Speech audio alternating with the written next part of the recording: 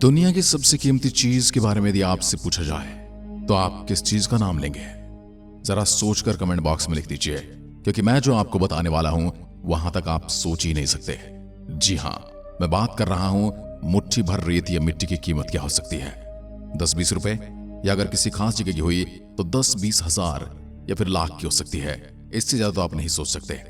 अगर मैं कहूं ये मिट्टी चांद की होनी चाहिए या चांद की है तो कीमत क्या होगी? आगे यही मिट्टी मंगल ग्रह की होनी चाहिए और कीमत क्या होगी? कीमत बढ़ जाएगी। जैसे दूर से आने वाले सामान पर ट्रांसपोर्ट का खर्च बढ़ जाता है, बिल्कुल वैसे ही। पर उस मिट्टी की इतनी कीमत तो हो गई, पर उसका करेंगे क्या? क्या उससे कोई आभूषण बनाया जा सकता है या कोई कीमती चीज बनाकर बाजार में बेची जा सकती है? नहीं तो फिर इतनी महंगी मिट्टी का हम करेंगे क्या? आप और मैं तो कुछ नहीं करेंगे, पर वैज्ञानिक उस पर रिसर्च करेंगे और उस ग्रह का पूरा डेटा निकाल लेंगे और उस ग्रह की उम्र, मिट्टी में मौजूद खनिज पदार्थ, जीवाश्म, सब पर रिसर्च करेंगे ताकि हमारे जीवन की उत्पत्ति के रहस्य को सुलझाया जा सके और हमारी पृथ्वी के आरंभिक काल के बारे में पता लगा सके। और साथ ही ये भी जान सकेंगे कि पृथ्वी के बाद कौन से ग्रह पर जीवन पनप सकता है। ऐसे ही एक ऐसे मिशन के बारे में आज हम बात करेंगे जिसमें एक उल्का पिंड, एक क्षुद्र ग्रह की मिट्टी की कीमत अरबों रुपए है और इस मिट्टी को हासिल करने के लिए वैज्ञानिक 4 साल से लगे हुए हैं। क्यों खास है मिट्टी नासा के लिए और अंतरिक्ष वैज्ञानिकों के लिए? कैसे इतनी दूर से आएगी मिट्टी? कैसे उड़ते हुए उल्का पिंड में किया गया ड्रिल और उठाई गई मिट्टी? और कब है वापसी? जानेंगे सब कुछ। दिन था 20 अक्टूबर का, साल था 2020 का और नासा के asteroid sampling mission Osiris Rex ने पहली बार हमारी धरती से करीब 321 मिलियन किलोमीटर दूर मौजूद बेनू एस्ट्रॉयड के सरफेस को टच कर उसके सैंपल को इकट्ठा करने में सफलता हासिल कर ली थी।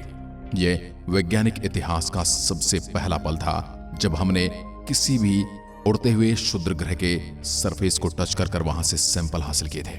यह पहली बार था जब नासा का कोई मिशन किसी नियर अर्थ एस्ट्रॉयड पर जाकर वहां से उसके सैंपल को इकट्ठा कर रहा था। क्या है नासा का ओसिरिस रेक्स क्षुद्र ग्रह नमूना वापसी मिशन? बेनू क्षुद्र ग्रह और उसका महत्व हमारे लिए इतना खास क्यों है? क्यों खास है ये Bennu asteroid? Osiris Rex mission की अब तक की पूरी यात्रा और क्या रही उपलब्धि? बेनू एस्ट्रॉयड, इस पर अब तक क्या मिला और क्यों है ये इतना खास? ओसिरिस रेक्स और बेनू एस्ट्रॉयड का सैंपल कलेक्शन करने के बाद क्या क्या हुआ? उसके बाद ओसिरिस रेक्स मिशन का पृथ्वी तक का सफर कैसा रहा? वर्तमान समय में यह स्पेसक्राफ्ट इन सैंपल के साथ वापस धरती पर आ चुका है। आखिर नासा क्यों इस नियर अर्थ एस्ट्रॉयड के कुछ ग्राम सैंपल के लिए अरबों डॉलर खर्च कर चुका है, जो कि भविष्य में हमारी पृथ्वी से टकरा सकता है? और आखिर कैसे इस एस्ट्रॉयड सैंपल का अध्ययन कर वैज्ञानिक हमारे सौरमंडल के निर्माण और हमारी पृथ्वी पर जीवन की उत्पत्ति की पहेली को सुलझा सकते हैं? ये सब जानेंगे आज के वीडियो में। ओसिरिस रेक्स नासा के महत्वाकांक्षी न्यू फ्रंटियर्स प्रोग्राम का तीसरा प्लेनेटरी साइंस मिशन है। इससे पहले इस प्रोग्राम के अंतर्गत 2006 में न्यू हॉरिजॉन्स और 2011 में जूनो जैसे मिशन को लॉन्च किया जा चुका है।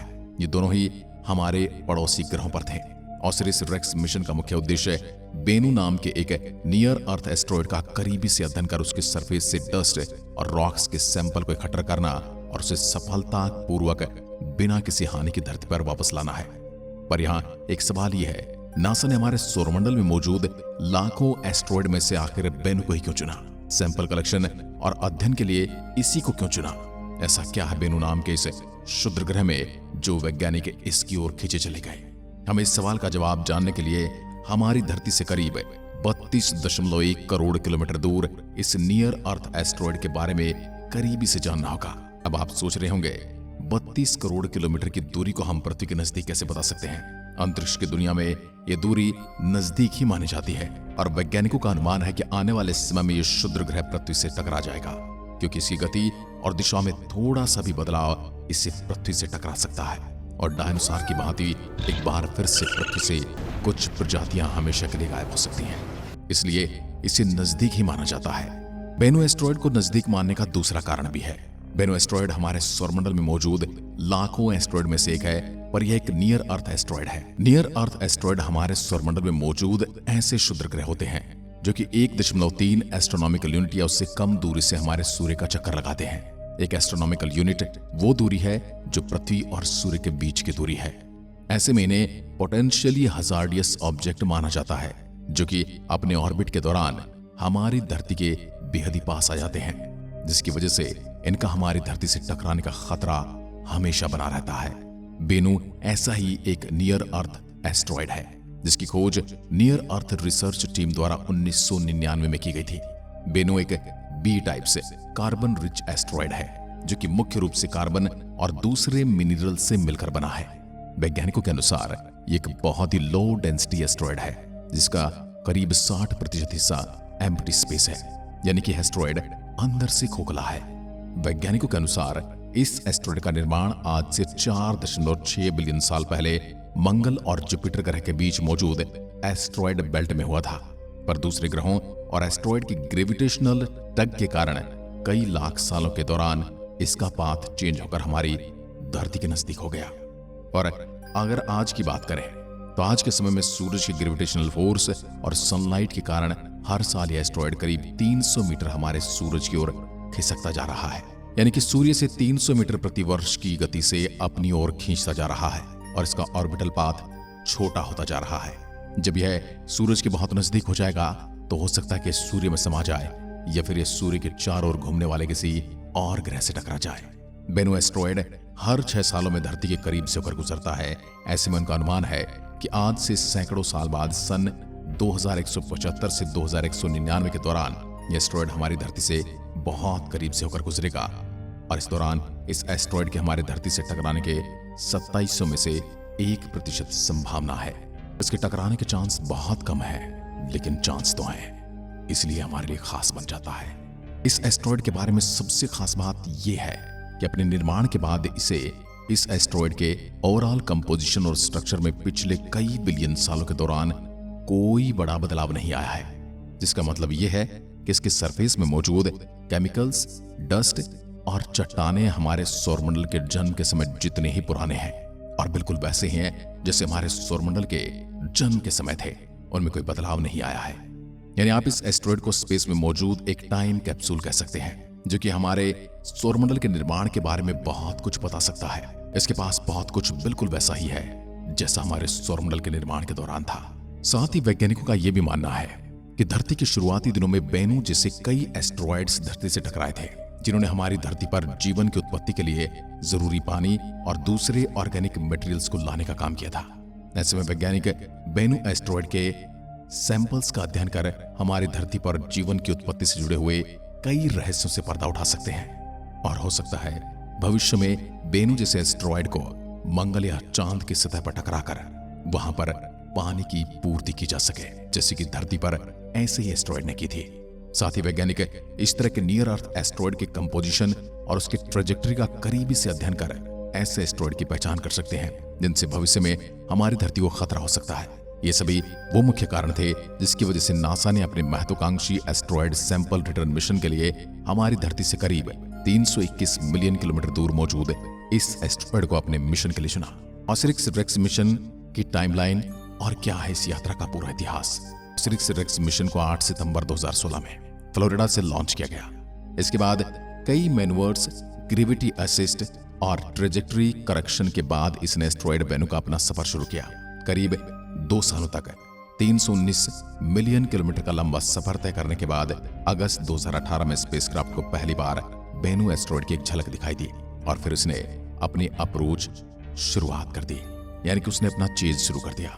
स्पेस के दौरान स्पेसक्राफ्ट ने पहली बार बेनु की तस्वीरें ली और फिर इसके शेप, ऑर्बिट व ट्रेजेक्टरी का अध्ययन किया, जिसके कुछ महीने के बाद दिसंबर 2018 को स्पेसक्राफ्ट आखिरकार बेनु के ऑर्बिट में सफलतापूर्वक दाखिल हुआ, जिसके साथ इसके प्रिलिमिनरी सर्वे फेज की शुरुआत हुई। इस सर्वे फेज के दौरान स्पेसक्राफ्ट ने करीब 5 बार इसका चक्कर लगाया, जिस दौरान यह इसके नॉर्थ पोल, इक्वेटर और फिर साउथ पोल से होकर गुजरा।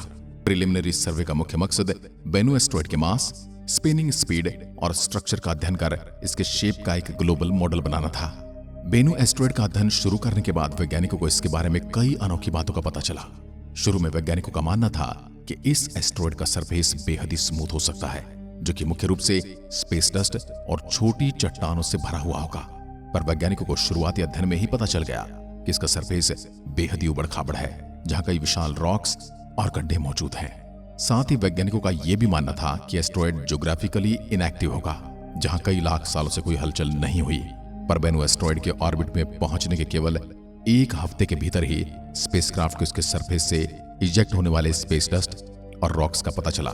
जो कि सूर्य की गर्मी और इसके वीक ग्रेविटी की वजह से स्पेस में जा रहे थे, यानी कि धीरे धीरे बेनो एस्ट्रॉयड अंतरिक्ष में खोता जा रहा है। जिसके बाद ओसिरिस रेक्स स्पेसक्राफ्ट ने फरवरी 2019 में अपनी डिटेल्ड सर्वे फेज की शुरुआत की। इस फेज के दौरान यह स्पेसक्राफ्ट कई अलग अलग एंगल से बेनो एस्ट्रॉयड के करीब से होकर गुजरा, ताकि यह इसके सरफेस का पास से अध्ययन कर सके।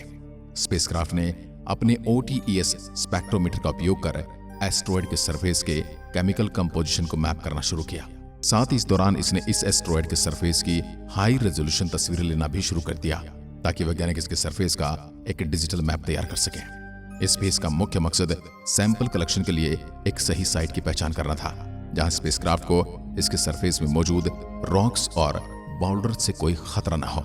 इस फेज के अंत में वैज्ञानिकों ने सैंपल कलेक्शन के लिए इसके सरफेस में मौजूद 4 अलग अलग साइट की पहचान की। ऐसी 4 जगह जहां से सैंपल उठाने थे। जिसके बाद यह स्पेसक्राफ्ट बारी बारी से 4 अलग अलग जगह के ऊपर से होकर गुजरा, ताकि इन साइट के सरफेस का और करीबी से अध्ययन कर सके। इस अध्ययन के बाद आखिरकार वैज्ञानिकों ने बेनो के नॉर्थ पोल में मौजूद नाइटिंगेल नाम जगह को सैंपल साइट के तौर पर चुना। ये साइट दूसरे साइट की अपेक्षा रिलेटिवली यंग है, जिसके सरफेस में मौजूद डस्ट और रॉक अभी फ्रेशली एक्सपोज्ड हुए हैं। जिसके बाद 20 अक्टूबर 2020 को इसने अपने टच एंड गो मिशन की शुरुआत की। इस दौरान यह स्पेसक्राफ्ट एस्ट्रॉयड के सरफेस को टच कर वहां से सैंपल इकट्ठा कर वापस अपने ऑर्बिट पर चला जाता है। इस मिशन के दौरान ओसिरिस रेक्स ने इस तरह से सैंपल उठाए थे, जिस तरह से बाज हवा में ही अपने शिकार को पकड़ लेता है और वहां से लौट जाता है। एस्ट्रॉयड के सरफेस से सैंपल कलेक्ट करने के बाद इसने विशेष तौर पर डिजाइन किए गए अपने रोबोटिक आर्म को बाहर निकाला। टच एंड गो मैनूवर के दौरान यह स्पेसक्राफ्ट बेनो के सरफेस के करीब गया, जिसके बाद इसके रोबोटिक आर्म ने सरफेस को टच कर वहां से डस्ट और रॉक सैंपल को कलेक्ट किया। जब वैज्ञानिकों को विश्वास हो गया कि उसने इस मिशन के लिए जरूरी करीब 60 ग्राम सैंपल को कलेक्ट कर लिया है, तो फिर उन्होंने इस सैंपल को अपने सैंपल रिटर्न कैप्सूल में रख दिया। इसके बाद 7 अप्रैल 2021 को स्पेसक्राफ्ट ने आखिरी बार बेनो एस्ट्रॉयड के फ्लाईबाय को अंजाम दिया और धीरे धीरे पृथ्वी तक अपना सफर शुरू किया। 10 मई को स्पेसक्राफ्ट ने अपने मेन इंजन को फायर किया, ताकि वह धरती तक के अपने सफर के लिए अपनी स्पीड को बढ़ा सके। करीब 7 मिनट तक अपने इंजन को फायर करने के बाद स्पेसक्राफ्ट को अपने सफर के लिए जरूरी करीब 1000 किलोमीटर प्रति घंटे की स्पीड मिल चुकी थी। इस स्पीड और ट्रेजेक्टरी से स्पेसक्राफ्ट को पृथ्वी तक अपना 321 मिलियन किलोमीटर तक का सफर तय करने में करीब 2.5 सालों का समय लगेगा। यह स्पेसक्राफ्ट 24 सितंबर 2023 को पृथ्वी के ऑर्बिट में दाखिल हुआ, जिसके बाद इसका सैंपल कैप्सूल मुख्य स्पेसक्राफ्ट से अलग होकर पृथ्वी के सरफेस तक का अपना खतरनाक सफर शुरू करता है। धरती के एटमॉस्फेयर में शामिल होने के बाद इसके कैप्सूल में मौजूद विशेष पैराशूट खुल गया, जो कि इसकी स्पीड को कम करने का काम करता है, ताकि ये सही सलामत उताह वेस्ट डिजर्ट में लैंड कर सके, जहां वैज्ञानिक पहले से ही इस कैप्सूल और इसमें मौजूद बेनो की डस्ट और रॉक्स के सैंपल का इंतजार कर रहे होंगे। सैंपल कैप्सूल के धरती पर लैंड हो जाने के करीब 6 महीने बाद नासा इन सैंपल्स को दुनिया भर में बांट देगा, ताकि वो अलग अलग तरीकों से इसके अध्ययन कर सके। सबसे पहले जांच की जाएगी कहीं इसमें कोई वायरस तो नहीं है जो धरती से पूरी इंसानियत को मिटा कर न रख दे। उसके बाद जब भरोसा हो जाएगा तो इन सैंपल्स पर अध्ययन किया जाएगा और उसके बाद अलग अलग देशों को इसे बांट दिया जाएगा। सैंपल कैप्सूल के सफलतापूर्वक धरती पर लैंड होने के बाद ओसिरिस रेक्स स्पेसक्राफ्ट का प्राइमरी मिशन पूरा हो जाएगा, जिसके बाद अगर इस स्पेसक्राफ्ट में पर्याप्त फ्यूल बचा होगा तो फिर अपने सेकेंडरी मिशन की शुरुआत कर सकता है। अपने सेकेंडरी मिशन के अंतर्गत ओसिरिस रेक्स स्पेसक्राफ्ट को एक और विशाल नियर अर्थ एस्ट्रॉयड एपोफिस का अध्ययन करने के लिए भेजा जा सकता है, जहां 2029 तक पहुंचेगा।